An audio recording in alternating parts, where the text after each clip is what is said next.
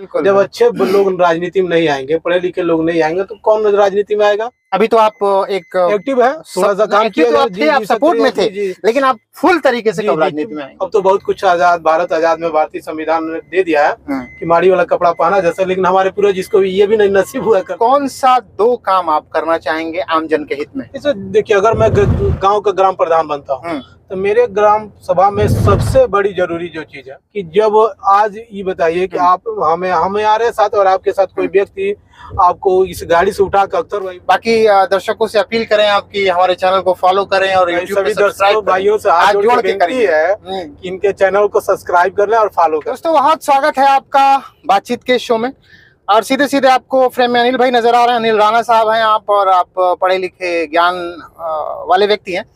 Sir बहुत स्वागत है आपका। जी जी, बहुत बहुत धन्यवाद। बहुत सारी भूमिका हम लोग नहीं बांधेंगे जी। जय भीम, जय समाजवाद, सबका जय, सबका साथ, सबका विकास।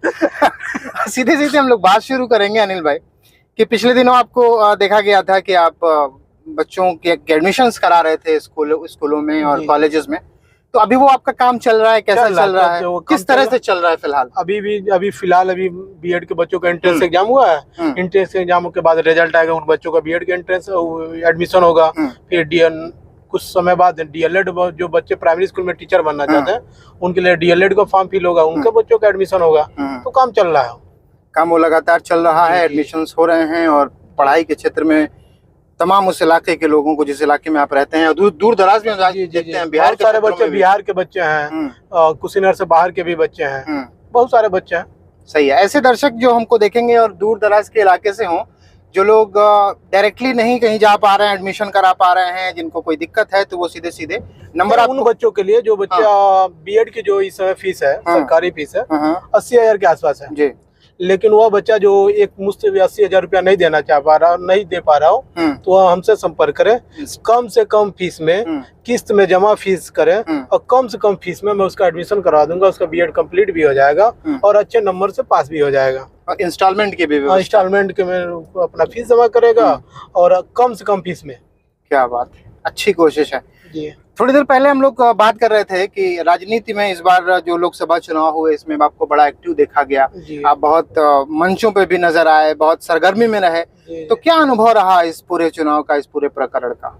ठीक है, बहुत शानदार रहा। अच्छे लोग को राजनीति में होना चाहिए था, और अच्छे लोग के न होने की वजह से बुरे लोग जो राजनीति में आया उसको इतना बुरा कर दिया कि अच्छे लोग, बहुत सारे लोग ये कहते क्या है यार, राजनीति तो बहुत घटिया चीज है, बहुत खराब चीज है।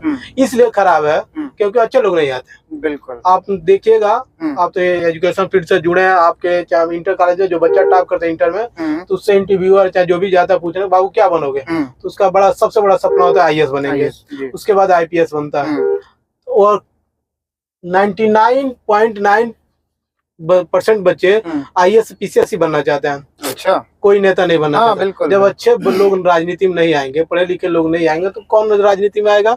उस क्लास का, उस बैच का सबसे कमजोर व्यक्ति, जो कमजोर व्यक्ति विधायक बनेगा, मंत्री बनेगा, सांसद बनेगा, तो फिर उससे क्या उम्मीद कर सकते हैं? सही बात, सही बात। तो मेरे अनुसार, हो सकता है कि मेरी बात गलत भी हो जाए, तो मेरे अनुसार अच्छे लोगों, पढ़े लिखे लोगों को ही राजनीति में आना चाहिए, और ये क्राइटेरिया तय कर देना। जैसे ये प्राइमरी स्कूल में टीचर बनने के लिए जो डिग्रियां हैं, और भारत के प्रधानमंत्री बनने के लिए कोई डिग्री नहीं है, तो होना चाहिए। क्योंकि आप एक यहाँ प्राइमरी, एक विधायक, जो ये क्या कहते हैं, एक आईएएस जो बनना है, एक जिले का मालिक बनता है, लेकिन जो हम प्रधानमंत्री बनता है, जो सांसद बनता है, वो बहुत बड़ा लेवल होता है। बिल्कुल, पूरे जिले के मालिक आपको पूरा दायित्व दिया जा रहा है। वो अब जिस डिपार्टमेंट की मंत्री है, उसके बारे में कोई मंत्री अधिकारी लेके आया तो भी तो बिना पढ़े साइन कर देंगे, उनको कुछ नहीं पता है क्या है, कैसे है। सही बात। ये सिस्टम थोड़ा सा गड़बड़ है, उसमें हम लोग थोड़ा सा सुधार करने के लिए प्रयास किया जा रहा है कि अच्छे लोग, पढ़े लिखे लोग उस राजनीति में आए। सही बात, बहुत अहम बात आपने की। ये बताइए कि राजनीति की बात तो हुई, आप राजनीति में कब आ रहे हैं? अभी तो आप एक एक्टिव है, थोड़ा सा काम किया, तो आप सपोर्ट में थे, लेकिन आप फुल तरीके से कब राजनीति में आएंगे? फुल तरीके से जब देखिए, जैसे एक्चुअली क्या है कि हम जिस समाज से आते हैं, अनुसूचित समाज से आते हैं, और हमारा जो जिला पंचायत है, अच्छा ग्राम प्रधानी है, जो अभी अनुसूचित सीट आने वाली है फ्यूचर में, अगर प्रधानी आती है प्रधानी चुनाव लड़ा जाएगा। अच्छा, अगर जिला पंचायत आती है तो जिला पंचायत जरूर चुनाव लड़ा जाएगा।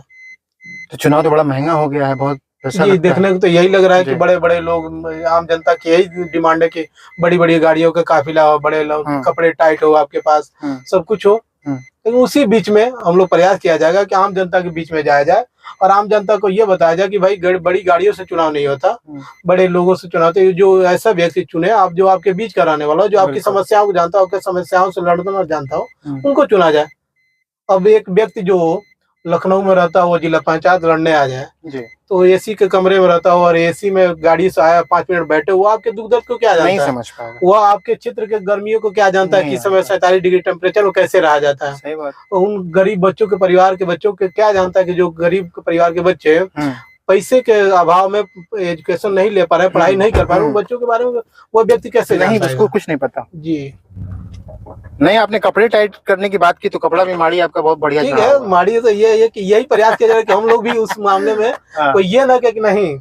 जैसे बहुत सारे लोग ये कहते हैं हम लोग के जो हम लोग पूर्वज हैं भाई, हम लोग तो पहले से संघर्ष करने वाले लोग हैं। हम लोग तो भारत जैसे देश में पानी पीने के लिए हमारे पूर्वज लड़ाई लड़ रहे हैं। तो वही चीज लड़ा जा रहा है कि हमारे पूर्वज जो दुख झेल चुके हैं वो झेलना न पड़े। अब तो बहुत कुछ आजाद, भारत आजाद में भारतीय संविधान ने दे दिया है कि माड़ी वाला कपड़ा पहना जैसा, लेकिन हमारे पूर्वज इसको ये भी नहीं नसीब हुआ करता था। बहुत सारे आप कहानियां देखे होंगे कि भाई तख्तों पे नहीं बैठने दिया जाता था, कुर्सियों पे नहीं बैठने दिया जाता था। लेकिन वो हमारे पूर्वजों की लड़ाई, हमारे जो दादा परदादा जो लोग हैं, लड़ाई है इस चीज के लिए कि आज माड़ी वाला शर्ट पहन के। तो आपको चुनाव में कब देखा जाएगा चुनाव लड़ते हुए? देखिए, जिला पंचायत जब भी आरक्षित सीट हो जाए, संविधान दिया कि हर जिला पंचायत में भी आरक्षण सीट हो जाए, आरक्षित सीट जब भी अनुसूचित सीट हो जाएगा तो उस समय मैं चुनाव लड़ जाऊंगा जिला पंचायत। अगर ग्राम प्रधानी में अनुसूचित सीट हो जाती है तो चुनाव जरूर लड़ूंगा। अच्छा, ग्राम प्रधान और जिला पंचायत? जी जी, निश्चित रूप से आप लड़ेंगे जी, चाहे उसके लिए कुछ करना पड़े। कुछ क्या करना है भाई, आम जनता के बीच में जाना। आम जनता के बीच में हम लोग तो जब से हाई स्कूल इंटर पास किए तब से आपके जानते ही हैं, बहुत सारे गरीब लोग को सहयोग किया गया, चला गया अपने हैसियत के अनुसार, सब कुछ सहयोग किया गया, अभी भी चला जाता है अपने हैसियत के अनुसार। जिस तरह का भी सहयोग करना रहता है जरूर सहयोग किया जाता है। अगर आप मानते हैं कि आप जिला पंचायत लड़ेंगे या प्रधानी का चुनाव लड़ेंगे, अगर आप चुनाव जीतते हैं, जी खुदा करे कि आप चुनाव जीतते हैं, अगर आप चुनाव जीतते हैं तो कौन सा 2 काम आप करना चाहेंगे आम जन के हित में? इसे देखिए, अगर मैं गांव का ग्राम प्रधान बनता हूँ तो मेरे ग्राम सभा में सबसे बड़ी जरूरी जो चीज है एजुकेशन। खासतौर से मेरे टोले पे जो हमारे समाज के लोग हैं वहाँ एजुकेशन बहुत ही कम है। गरीब परिवार के बच्चे, जो लोग गरीब है उनके बच्चे पढ़ नहीं पाते, किसी भी समाज से आते हो, ब्राह्मण हो, कोई भी जात हो, तो उनके लिए मैं ये करूँगा, मेरे गाँव में प्राइमरी पाठशाला है, 5वीं तक मान्यता तो है, लेकिन उसी स्कूल में 3 टीचर है। अच्छा। एक प्रिंसिपल साहब है, 2 महिला जो मेरठ से बाहर से आती है। 3 लोग 5 क्लास कैसे पढ़ा पाएंगे? मैं एजुकेशन फील्ड से जुड़ा हुआ हूँ, प्राइवेट स्कूल में पढ़ा चुका हूँ, तो वहाँ देखता हूँ कि भाई प्राइवेट स्कूल में वही सरकार मान्यता देती है, तो वहाँ हर क्लास में घंटी वाइज बटी हुई है। यहाँ 3 टीचर में 1 टीचर कागज बनाने लगा हुआ, 2 टीचर, वह कहाँ जाए, कहाँ जा पाए, कहाँ पढ़ा पाएगा? तो या तो बच्चों के साथ नाइंसाफी हो रही है या तो टीचर मौका नहीं दिया जा रहा। तो वहाँ प्रयास किया ये जाएगा कि अपने बजट से या तो अपने पास से पैसे से बेसिक शिक्षा अधिकारी से बात करके परमिशन लेके वहाँ उन 2 टीचर के अलावा प्राइवेट टीचर रखा जाए और सभी बच्चों को क्लास वाइज घंटी वाइज पूरा पढ़ाया जाए और हर सब्जेक्ट पढ़ाया जाए। मैथ भी पढ़ाया जाए, इंग्लिश भी पढ़ाया जाए, संस्कृत भी पढ़ाया जाए, उर्दू भी पढ़ाया जाए, सभी साइंस भी पढ़ाया जाए, सभी सारे पीरियड्स चलें, पढ़ाई अच्छी हो, बेसिक मोटो ये है।